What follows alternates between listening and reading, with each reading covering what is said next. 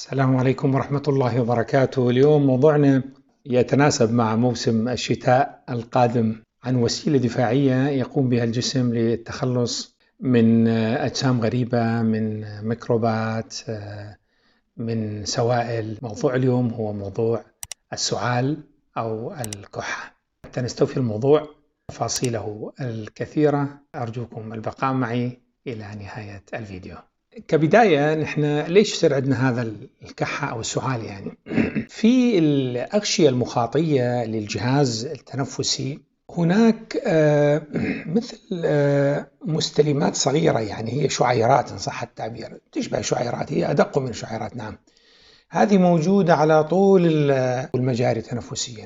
طبعا في خلايا أخرى اسمها خلايا جوبلت، وهي خلايا تفرز لنا مادة اللي هي المادة المخاطية هذه. وهذه المادة المخاطية الهدف منها ترطيب المنطقة، حماية لما تتحسس هذه الشعيرات في أي مكان، يعني إذا كان ميكروب، تكاثر ميكروب مثلا، أو قطرة مية أو جزء من الماء يدخل، أو جسم غريب، أو نوع من الاحتقان، فإيش راح يصير؟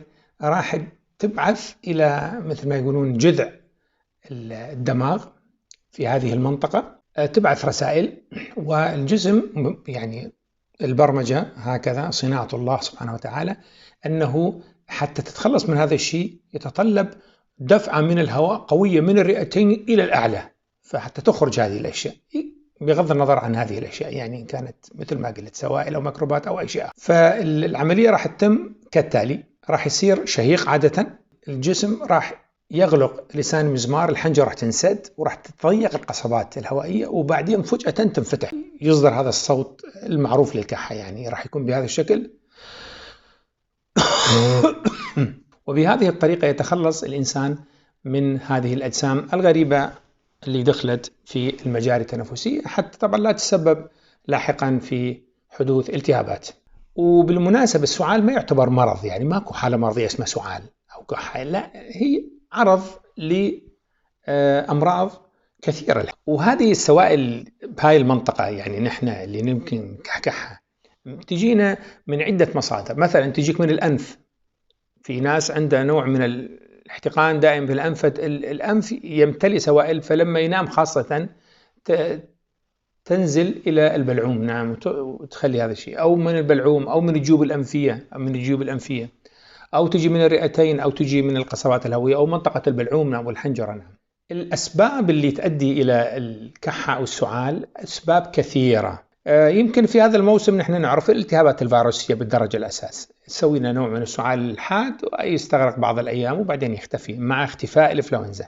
زكام الإنفلونزا هذه هي الأعراض اللي راح تشكل هنا نوع من الاحتقان والتثخن بالأغشية المخاطية واحتقان، وطبعا ينتج كمية كبيرة من هذا السائل المخاطي، وطبعا يتطلب دائما الجسم يحاول يخرج هذه المواد الزائدة. عندنا نحن مثلا الالتهابات اللي تصير في منطقة الرئة وفي منطقة القصبات، يعني عندنا التهاب من ذات الرئة، أو يصير عندنا مثلا تدرن، أو يصير عندنا التهاب القصبات المزمن خاصة عند المدخنين، يعني في هذا الموسم تزيد. في أمراض مزمنة مثل عندنا نحن التهاب القصبات الانسدادي، في حالة مرضية اللي هي يصير نوع من التقيحات في منطقة الرئتين. نعم، وهذه التقيحات طبعا تجمع القيح يتطلب إفراغه دائما، في سعال مستمر، نعم، على فترة طويلة. نعم، يعني احنا نقول السعال إذا امتد أسبوع أسبوعين أكثر شيء 3 يسموه سعال حاد، وإذا زاد عن ذلك فهو مزمن. نعم، مثل إيش بعد عندنا؟ مثل الربو، التدخين، الحساسية، في ناس يتحسسون من شيء معين نشوف يقحقح. نعم، أكو نقاط أخرى يعني خارج الجهاز التنفسي، مثلا من الجيوب، إذا كانت عندك جيوب أنفية احتقان ودائما تخرج سوائل فتسوي كحكحة. وفي مرض يأتي من الجهاز الهضمي اللي هو تحدثت عليه في هذا الفيديو، مسألة التهاب المريء الارتجاعي. نعم، هذه السوائل ترجع وقسم منها يدخل إلى الجهاز التنفسي، طبعا يسوي تهييج فيسوي كحكحة. نعم، وتقريبا إلى 20% من حالات السعال تكون من هذا السبب. نعم، وفي حالات خطيرة زي الأورام الخبيثة، خاصة سرطان الرئة، يعني شوف شخص يكحكح يعني ما على باله، يعني بعدين بالتشخيص يكتشف أنه عنده مرض سرطان الرئة مثلا. في هناك أدوية، خصوصا أدوية الضغط، يعني أو نوع من أدوية الضغط اللي هو نحن نسميه ACE inhibitor، اللي هو يعني اللي يقلل إنتاج مادة الأنجيوتنسين. نعم، هذا ممكن يسبب إلى 15% من الحالات نوع من السعال. طبعا التشخيص يعني يتم إذا أصبحت المسألة يعني أكثر من 3 أسابيع، المريض ما يكحكح. إذا أقل عادة ينتظر أنه تزول يعني هذه الموجة أو النوبة من السعال. نعم، وفي معظم الأحيان تكون أشياء بسيطة مثل ما ذكرت، يعني أكثر مثل هذه الالتهابات الرشحية، التهابات الإنفلونزا والزكام إلى. لكن إذا بقى السعال فترة أكثر من 3 أسابيع فيجب أن تذهب إلى الطبيب. يجب. ليش؟ لأنه ممكن تختبئ خلف هذا السعال أمراض خطيرة كسرطان الرئة. طبعا لما تروح للطبيب راح يسوي مجموعة فحوصات، من ضمن مثلا قياس الأكسجين، نسبة الأكسجين في الدم، بعض فحوصات الدم المختبرية. نعم، عندنا فحوصات لمعرفة وظائف الرئة، من ضمنها مثلا كمية دفع الهواء في الثانية الأولى مثلا. وفي أيضا طبعا الأشعات بمختلف أنواع، يعني الأشعة السينية العادية، أشعة صدر نشوف إذا أكو شيء يعني، وإذا ما هذه ممكن نسوي مفراس طبعا لهذه المنطقة. لا ننسى أيضا نسوي صورة للجيوب الأنفية. وطبعا إذا مثل مريض ما عنده هاي الالتهابات أو ما تشير إلى جاية من الصدر، فطبعا ننصح المريض بإجراء فحص ناظور المعدة أو قياس نسبة الحموضة في المريء، نعم، على مدى 24 ساعة. طب واحد يقول لك دكتور فرضنا يعني شلون نعالج نحن؟ شلون نتعالج؟ نحن لا نعالج العرض هذا.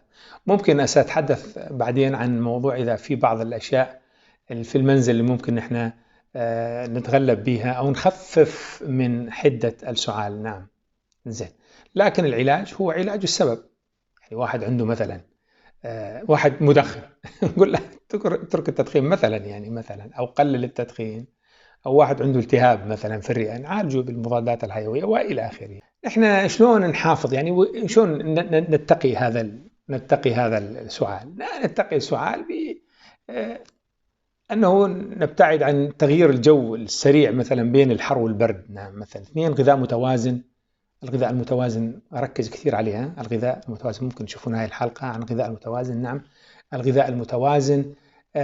نتحدث عن الرياضة ودور الرياضة المهم في رفع مقاومة يعني أو مناعة القدرة المناعية. رفع القدرة المناعية للإنسان هاي مهمة جدا جدا. نعم، تجنب التلوث البيئي، يعني منطقة بها دخان ومنطقة بها يعني تجنب هذه المناطق. بالنسبة للأشخاص اللي مثلا عندهم ربو، يتجنب الانفعالات العاطفية. أيضا الجهد الحركي، حتى لو مارس الرياضة يمارسها بهدوء، يعني برقة مثل ما يقولون، ما يصير عنيف. وأيضا يتجنب مثل ما قلنا أي شيء مخرشات ومهيجات وتلوثات بيئية، نعم، يبتعد عنها. وطبعا يعني التدخين وما أدراك ما التدخين. إن شاء الله في يمكن الحلقة القادمة سأتحدث عن التدخين. التدخين طبعا أو تركه راحة للجسد. يعني في موسم الشتاء طبعا الإنسان يتقي البرد مثل ما يقولون، ملابس شتوية مناسبة. نعم، لا تنسى دائما تغير هواء المنزل أو الشقة. نعم، دائما تفتح شبابيك الصبح مثلا 10 دقائق، وأيضا المغرب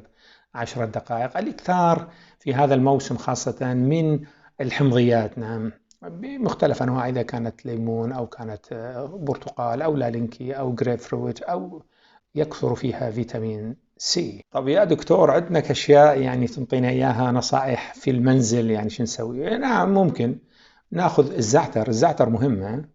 نجيب ماء ساخن في كوب ونضع عليه ملعقتين من الزعتر، ملعقتين صغيرة من الزعتر، نتركه 10 دقائق مغطى وبعدين نشربه. ممتاز. يعني عصير بصل مثلا، ملعقتين من عصير البصل مع ملعقتين عسل، ويمزج بشكل جيد. نعم، ويترك لمدة 6 ساعات، وبعدين يؤخذ منه صباحا ومساء ملعقة صغيرة. الثوم مادة جيدة. الثوم يعني ممكن تغليه وتشرب الماء ماله، أو تأكله مباشرة نيء يعني طري، أو تضيفه إلى الطعام. الجزر، عصير الجزر مهم جدا، عصير الجزر نعم بفيتامين A لا تنسون، نعم وبكثير من الأملاح والمعادن. الليمون ممكن يؤكل حتى مباشرة، يؤكل شوية ملح وتأكله ممتاز. الحليب الساخن مع العسل أو العسل مع الشاي الساخن.